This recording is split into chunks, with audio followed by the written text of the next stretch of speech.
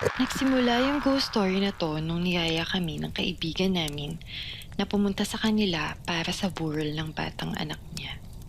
Napagkasunduan namin na pupunta kami pagkauwi na ng pinsan ko galing trabaho dahil weekday pa kasi nun.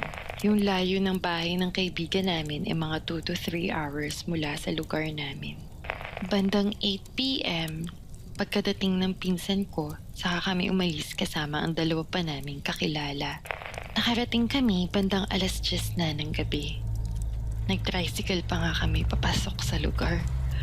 Wala pang 5 minutes nasa bahay nila na kami. Wala naman masyadong ganap nung andun kami bukod sa isang maliit na pangyayari. May nakapasok na matandang babae sa maliit na bahay nung kaibigan namin na mabilis naman nilang magalang na pinaalis. May boses ng pagkabahala sa boses ng kaibigan ko dahil sa kumakalat ng kwento na may mga aswang na pumupunta sa mga burol ng patay.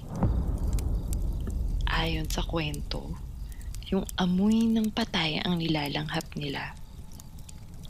Pero bilang walang akong ebidensya tungkol dun, dinhedma ko na lang. Di ko alam na simula pala yun ng adventure namin.